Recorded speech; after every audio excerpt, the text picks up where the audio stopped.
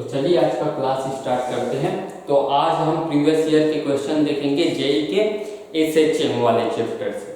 ठीक है, तो पहला क्वेश्चन को पढ़िए कि पहला क्वेश्चन पूछ क्या रहा है हमसे। तो पहला क्वेश्चन ये बोल रहा है कि total energy and potential energy, difference between total energy and potential energy के बीच ग्राफ बनाएं और एक्स के बीच ग्राफ बनाएं। ठीक है, एक्स क्या है? मीन पोजीशन से डिस्टेंस है पार्टिकल का या बोलूं ब्लॉक का।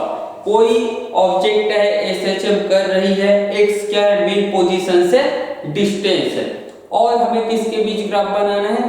Total energy minus potential energy. तो ये वाई एक्सिस में जो दिया गया है वो क्या है? पोटेंशियल एनर्जी, और जो एक्स एक्सिस में दिया गया है वो डिस्टेंस है फ्रॉम मीन पोजीशन से। ठीक है, तो अब हमें बताना है कि कौन सा ग्राफ करेक्ट है। तो ये जो difference between total energy and potential energy है वो होता क्या है? देखिए, सबसे पहले तो टोटल एनर्जी बराबर potential energy plus kinetic energy, ये होता है। हमें क्या पूछा है? Total energy minus potential energy, तो ये क्या हो गया? Kinetic energy. यानी कि इसका मतलब ये है कि हमें काइनेटिक एनर्जी और पोटेंशियल एनर्जी के बीच क्या निकालना है? काइनेटिक एनर्जी और एक्स के बीच ग्राफ देखना है कि कौन सा होगा। तो सबसे पहले तो ये बताइए कि काइनेटिक एनर्जी का एसएचएम में जो इक्वेशन होता है या फार्मूला होता है, बोलो वो कितना होता है? वो होता है half M omega square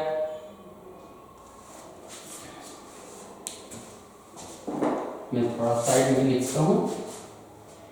kinetic energy बराबर होता है हाफ एम ओमेगा स्क्वायर ए स्क्वायर माइनस एक्स स्क्वायर।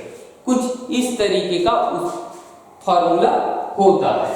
अब इससे मैच करते हैं कि ये y हो गया और ये x होगा, कौन सा ग्राफ इसको सेटिस्फाई कर रही है।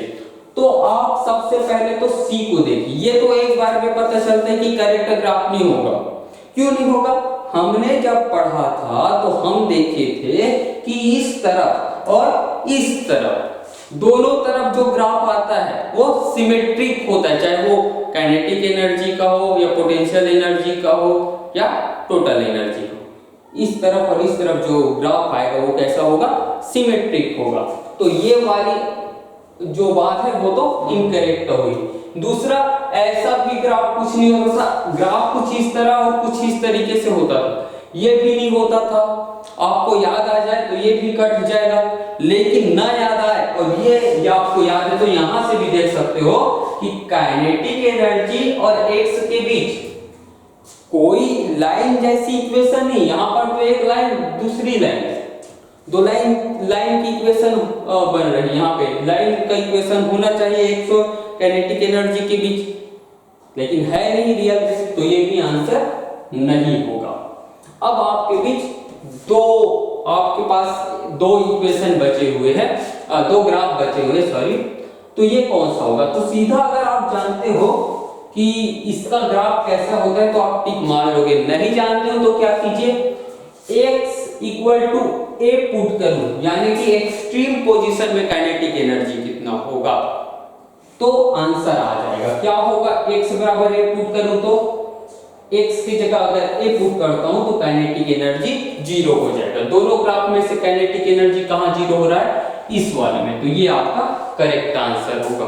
दूसरा तरीका क्या है? दोनों ग्राफ बस बचे हमारे पास, तो एक्सट्रीम पोजीशन में जो स्पीड है ब्लॉक का वो कितना हो जाता है? 0 हो जाता है। और स्पीड 0 है, इसका मतलब क्या है कि वहां पे काइनेटिक एनर्जी भी 0 हो जाएगा। तो ये करेक्ट आंसर है। ठीक है, तो ये क्वेश्चन भी लिखिए आप और फिर ये सॉल्यूशन, ये इक्वेशन डाल के आप x इक्वल टू a करके लिख सकते हैं। तो ये भी नोट कर लीजिए, फिर आगे बढ़ेंगे।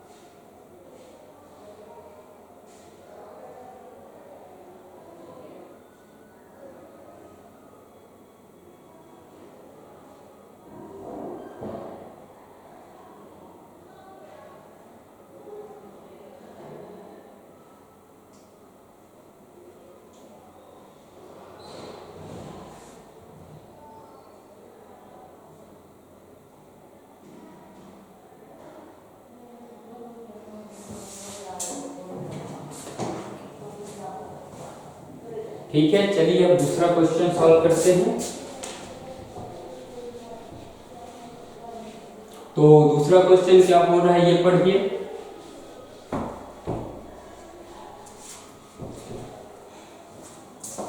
तो सेकंड क्वेश्चन में बोला गया है कि हमें पोटेंशियल एनर्जी और काइनेटिक एनर्जी ऑफ पार्टिकल का हमें रेशियो निकालना है। ठीक है, potential energy ratio kinetic energy, ये क्वेश्चन है। और कब निकालना है?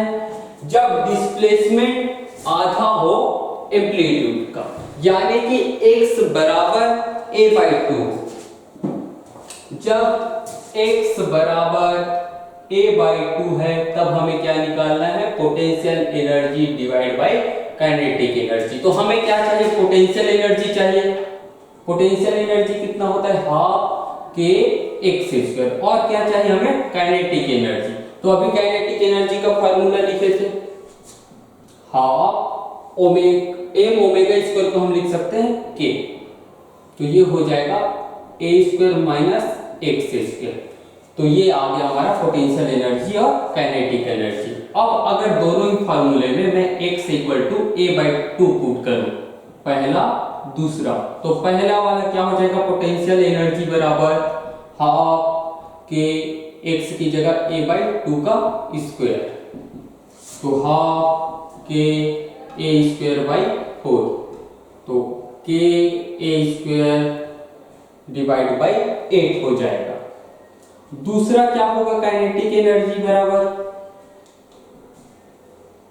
हाफ के a square minus a square divide by 4 हो जाएगा। तो ये हो गया हाफ के, ये कितना हो जाएगा? 3a स्क्वायर डिवाइड बाई 4 हो जाएगा। इसी को हम लिख सकते हैं 3k a square divide by 8, इतना आ जाएगा। अब दोनों को डिवाइड करके हम रेशियो निकाल लेंगे।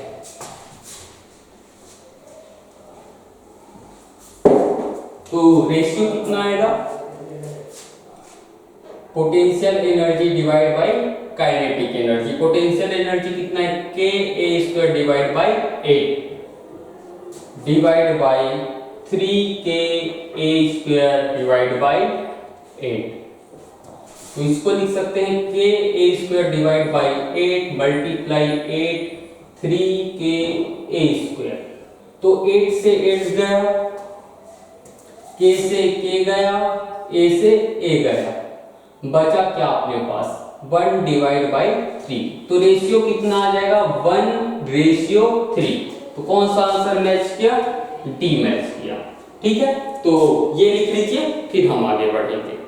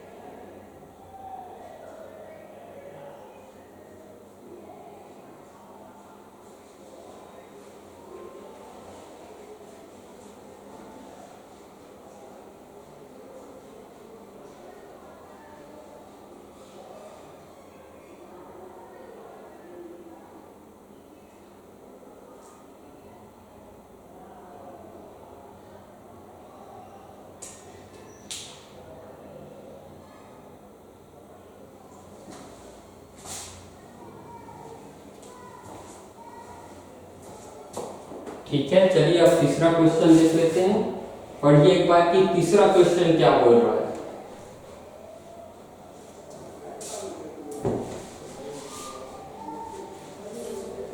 तो हमें स्प्रिंग ब्लॉक सिस्टम दिया गया है, इसमें एक ब्लॉक है और दो स्प्रिंग है, और हमें पूछा गया है कि इस सिस्टम का टाइम पीरियड क्या होगा। मैंने इसको पकड़ के इस साइड कर दिया और छोड़ दिया, तो क्या होगा इसका, ये एसएचएम करने लगेगा, और एसएचएम करने लगेगा तो इसका कुछ क्या होगा, टाइम पीरियड होगा।